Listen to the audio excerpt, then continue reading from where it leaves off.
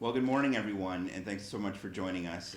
The City of Racine is excited to announce this morning our Smart Cities September series, which we are doing in partnership with the county and UW Parkside and Gateway Technical College, along with some of our private sector partners that we've had through RCEDC and Foxconn and other folks who've been involved in us getting the Smart Cities designation through the Smart Cities Council earlier this year. So ever since we won this award in April, the enthusiasm we've gotten in response to our Smart Cities designation has been fantastic, and almost always followed up with the question of, so what does that mean? What is that going to look like in the real world? And so we're going to spend a good bit of time in September talking to the community and bringing people into the community to have a great discussion about what exactly that'll look like. So Racine has a long history of innovation, as people here all know. We've invented lots of things here, from the blender to malted milk to the garbage disposal, hair dryers, gas-powered lawnmowers. The list goes on and on. At one point, we had more patents per capita than any other city in the country. But innovation hasn't stopped. It continues to occur, and we plan on building on that innovation that's happened here for a long time and continues to be able to do that work of smart cities design. So just as a reminder about that Smart Cities designation that we got, this was a North American competition. We competed amongst 130 cities and regions that applied to win this designation. We won over places like Dallas, Jersey City, Palm Coast, North Florida, and even a U.S.-Mexico border coalition. We actually managed to beat all those communities out for our designation of the Smart City, and it worked as a delegation of not just the city, but the county and RCEDC, Foxconn, UW Parkside, and Gateway Technical College. You can see us all pictured there. So again, people have been really excited for us, really enthusiastic about what it means, but really want to know more. September is going to give us that opportunity to really do that deep dive. We're going to do 3 big events that we want to tell people about. We're doing a Smart Cities Conference on September 11th and 12th. We're doing the Readiness Workshop with the Smart Cities Council to really begin to do implementation planning about how smart cities will work. And then we're going to do a Racine Innovation and Technology Awards ceremony on September 25th to celebrate the innovation that continues. That conference, again, will be for 2 days on September 11th and 12th from 7:30 to 5 at Racine Memorial Hall.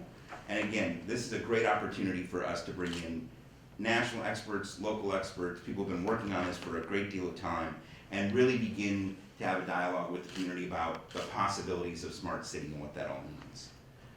The conference will cover topics about smart cities and digital government, privacy and security, smart mobility and transit, building and operating smart and sustainable structures and buildings. We have a number of developers that are doing things to build things here in the city of Racine, and they're all asking, how do we build smart buildings? How does that work with your grid?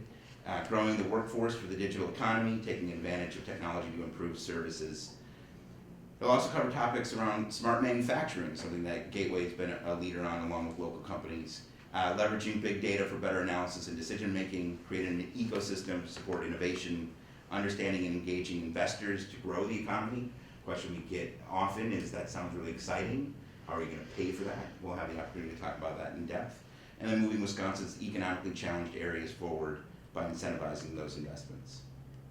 So just some of the speakers, some of which are joining me here on the stage, will be Joe Dillon of Incinerator. We're going to be joined by the mayor of Aurora, Illinois, who's also doing some great regional work on smart cities. And then my 3 colleagues to my right will be speaking there as well. Many other speakers continuing to be confirmed in terms of what this will look like. And then on September 19th, again, as part of winning the Smart Cities Readiness Challenge, it gives us the opportunity to have a dialogue with the community broadly about how are you going to implement smart cities here in the city of Racine? What does that look like? And that'll give us the opportunity to spend the day with partners after having a great meeting the week before about the possibilities, really drilling down about the implementation of it. Where we'll begin to talk about community-wide connectivity, public safety, mobility, and energy sustainability as the areas where we really want to focus. And then again, the Racine Innovation and Technology Gala, the opportunity to actually celebrate the innovation that continues to this day is something that we're really excited about. People continue to innovate in this community. Part of the reason we won the Smart Cities designation is that innovation continues in this community, and we want to celebrate the role that businesses play here locally in shaping tomorrow's technology. The activity period for that is August 6th to September 5th. We'll be taking nominations for those finalists. We'll have an announcement of those finalists at the event on the 11th. And again, the Innovators of the Year Awards will occur on September 25th. And so, again, it's a really exciting opportunity to do not one, but 3 big events in September where we're really going to showcase what Smart City will mean for the Racine community and its future. And we're just really excited about what this means and the people that it'll bring to the community and the way to lift up the people in the community already who've been doing this work. Could not do this work without the partnerships that we've built around this. And we've got 3 great partners that I want to have talk a little bit about what they're doing in this area and their participation. And I'd like to start by introducing Racine County Executive Jonathan Dudley. Jonathan. Thank you, Mayor. It's really an honor to be here, especially with the partners that are standing up here with me. I'm really tremendously proud of the collaboration between the City of Racine and Racine County in moving our region forward.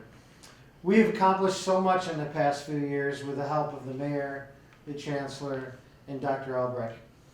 Together to become Wisconsin's first smart city. I can't underscore what an accomplishment that is for the city and all the hard work that they've put into it.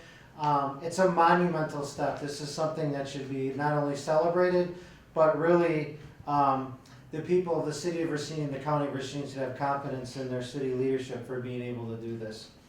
Coincidentally, Racine County has also been working on digital counties as well. And this initiative is all about emerging technology for the benefit of our residents and businesses. So it's clear that Racine County and the City of Racine are leading the way for Wisconsin embracing technology and preparing the region to compete in the digital economy. We will continue to work closely with all our partners to fully capitalize on this moment and make this Smart Cities initiative an overwhelming success. Again, I'm grateful for our partnerships with the Mayor of the City of Racine, again, with Chancellor Ford and Dr. Albrecht. What a difference we all are working together, making a difference in our community. So I look forward to this September series kickoff for sure. I'm glad to be a part of it. And now I'd like to introduce another one of our favorite partners, Chancellor Ford of the University of Wisconsin Parkside. Thank you, Jonathan. Congratulations, Mayor. So, good morning. And on behalf of the University of Wisconsin Parkside, I'm honored to be here and celebrating the Racine Smart Cities series. And we at UW Parkside are very happy to be a part of this collaboration. And just a year ago, UW Parkside, in partnership with the University of Wisconsin System, hosted the Wisconsin Ideas Smart City Summit 364 days ago. And as part of that, we brought folks from around the state together to learn about what it means to be a smart city, what it means to work together, what it means to collaborate, what it means to advance our region through innovation. Following that meeting, several of us from the region came together and said, what if? What if we dream big? And what if we make Racine a smart city? What would it take? Well, certainly it takes all of us working together. And so today, a year later, we celebrate Racine's designation as a smart city, the smallest and the newest smart city. So again, congratulations for that. And we celebrate us learning together. And I think that's the power of this collaboration, is that we are learning together. So the University of Wisconsin Parkside is very proud to be a partner. And in that partnership, we will continue to serve as a convener to bring people together to advance the knowledge and the skills and the values so that we can advance not only the city, but really our region with the smart technologies and these opportunities. We also will make sure that our graduates from the University of Wisconsin Parkside are well prepared to live and thrive and grow in this community and beyond.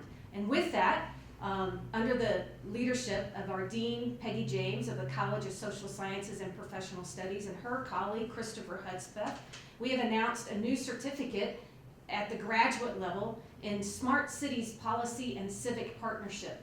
And so that program starts this fall, and we are looking forward to welcoming new students to that particular master's program so that graduates in that program are ready. The second thing I'd like to announce is that our students also will be able to enroll for the second year in a row a course in general education around smart cities. And we will be hosting the Brown Bag Series to advance smart cities understanding in partnership with the city. And so at the University of Wisconsin Parkside, we are thrilled to be a part of this partnership. And one final point, you talked about innovation and how Racine has been really the hub of innovation, sort of this epicenter of opportunity. And at UW Parkside, we want to make sure that ideas continue to flow with our students, our faculty, and our staff. And so we are very proud to continue our partnership with Foxconn and with all of our higher ed partners around the state to advance the Smart City, Smart Futures competition, where we are generating more and more ideas, and Wisconsin can be seen as that leader. So Mayor Mason, congratulations on Racine's Smart City September Series, and we at UW Parkside stand ready to continue our partnership and collaboration with you, along with our county, and along with our partner at Gateway Technical College, Dr. Brian Albrecht. So Dr. Albrecht, we'll hear from you. Thank you, Chancellor Ford and Mayor Mason. Certainly this is an exciting time to be in Racine, and I would say a smart time to be in Racine. Chancellor Ford, thank you for all of those exciting announcements about new programming happening at UW Parkside. I think the partnership that we have with UW Parkside is exemplary and will not only help build a stronger base for the Smart City Initiative here in Racine, but provide great pathways of opportunity throughout the entire region. And County Executive Delegate, congratulations again on the Digital County Initiative. I think the two initiatives really work hand in hand together. I'm always proud to represent the Racine community. Gateway Technical College was founded right here in 1911, and I'm sure at that time that was a smart investment and is paying dividends today. And as we look forward to September, I can only think about the opportunities that our youth and our adults will have to build great careers around the new innovations and new investments that are being made in this region and in this city. We will also open some new programs in cybersecurity, data analytics, the industrial Internet of Things, advanced robotics. So we look toward the investment that's being made and the excitement being generated around the September launch of these discussions for our community to continue to develop new opportunities for students and youth to be successful in the Racine area. The Smart City, Smart Futures competition has laid a framework for all of us to really accept and admire the work that our people are doing in our community around innovation. Those practices are going to be exemplified during these 2 days of celebration, where we'll come together at the end to recognize individuals with some of their best ideas and capitalize on those for future investment. Our goal at Gateway Technical College is to provide a workforce to sustain these smart city investments. So as we look to the future and look for ways to grow our region, we look to the people of this region, the ones that started it many, many years ago around the concepts of innovation, the ones that will propel it into the future with their ideas around innovation. So congratulations to the city of Racine, and we welcome this exciting event in September. Thank you. I just want to express just how fortunate the city is to have these partnerships that have sort of all fallen into place in the last year or so. And certainly Foxconn come to the area, supercharged this conversation about what the future of innovation would look like in smart city conversation. But just how fortunate is the city to have partners like the county that's doing its own digital government work, like UW Parkside that's literally already embedding smart city curriculum into the work that they do and the course offerings that they're doing. And then Gateway being already a leader in industrial Internet of Things and the workforce that we'll need for this. So we're building on all of those assets together to make this a really meaningful conversation in terms of what smart city will look like in our future. So we are excited to make this announcement today and look forward to seeing all of you at our Smart Cities series in September. Any questions? Your September 11th conference, is that designed primarily for local residents? No. Or? No, so we'll have people coming regionally. We have speakers coming from as far away as Virginia and California. We'll certainly engage the local community around that, but we have already an expressed interest from other mayors and communities around the state of Wisconsin and regionally that'll be participating in it because they want to learn more about it.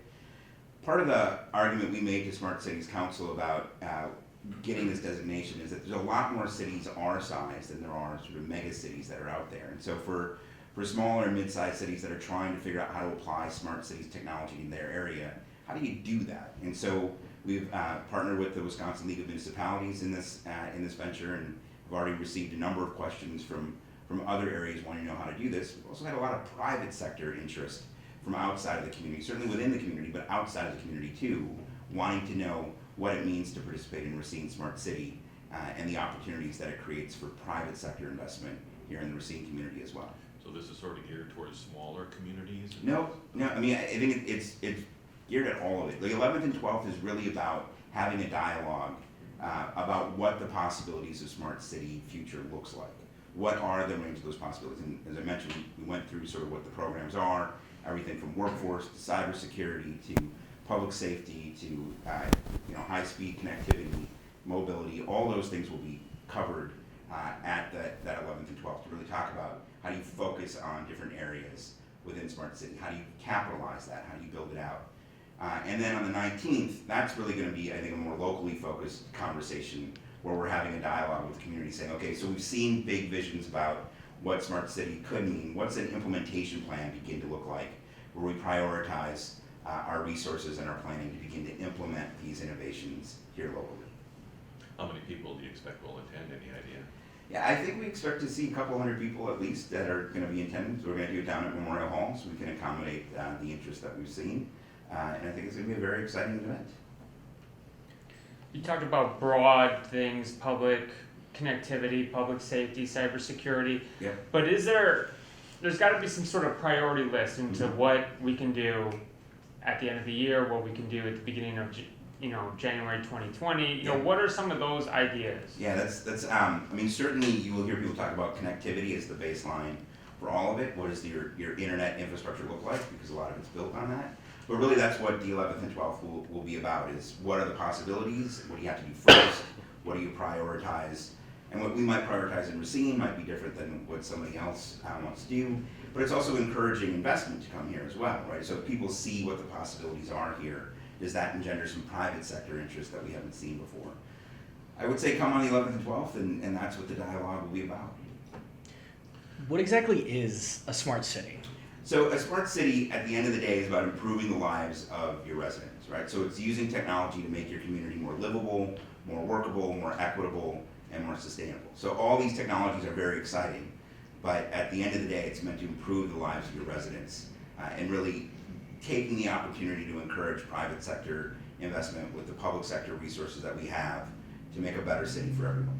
When you say technology, do you mean like at an internet level, or what multifaceted levels are we talking here? So yes, I mean, as we went through earlier, certainly around connectivity, around transit, around workforce, around public safety, all those things are enhanced when you do some of the smart city opportunities that we have before us, and that's what we'll be addressing at our series in September. And so in the press release, it mentions the 100 days. Is that a big kind of goalpost in mind that you guys had? No, I mean, we won this award in April, and again, people have been asking, what does this mean? What will this look like? How do I invest? How do I learn more about it? And so we really wanted to invest in the time and the resources to have a dialogue broadly with the community to bring everyone together to see what the innovations are and where they might fit into it. What do you think the future of smart cities really looks like? We're gonna have flying cars, flying ambulances. Yeah, I mean, I don't know about flying cars. We've been waiting a long time since George Jetson, but I will say, certainly what a transit system looks like in the 21st century, I think will be very different than the transit system we have now, and how we get people to work, will be different. How people are connected in terms of high-speed internet and what that looks like today versus what it looks like in the future will be different.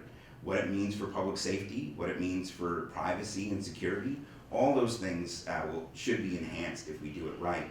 The other thing that I think is really important that I want to underline here too is we've also embedded equity into the conversations that we're having here. So we want to make sure that these smart city opportunities are broadly shared with the community. So you don't just have one part of the community that enjoys the benefits of smart city and other people left further behind. We want to use this as a tool to raise the standards of opportunity for everyone in the community. Without Foxconn, Racine probably doesn't get this award. What will Foxconn's involvement be in these events? Yeah, so certainly Foxconn's purchased 2 buildings in the downtown. They've done their own competition around innovation, which we're really excited about. We continue to have conversations about that. We expect and hope that they'll be one of many private sector participants that we'll have. They've certainly been a catalyst for all of this, but I think you'll see on the 11th and 12th, there's a number of private sector companies that have expressed interest in participating in this space, and we're excited to have all of them. I know it's kind of early to ask this question, but how do you see smart city technology intersecting with downtown redesign? That's a good question. I mean, I think certainly some of the conversations we had around parking and how parking is measured and captured, and some of the questions there, I think is an early place where we might begin to have that overlap.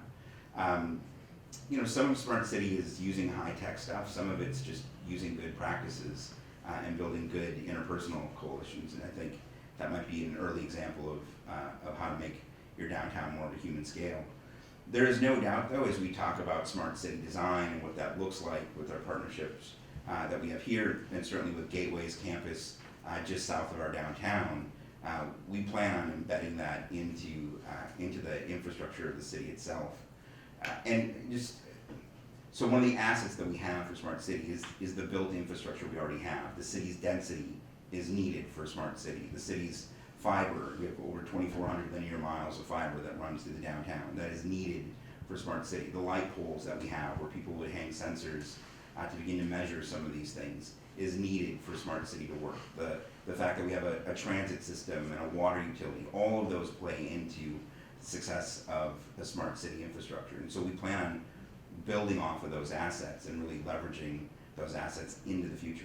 And you'll be looking for opportunities as the process continues. Oh, absolutely. Absolutely. Other questions? Thanks, everyone, and thanks again to our partners for being here. Thanks. This was a great event.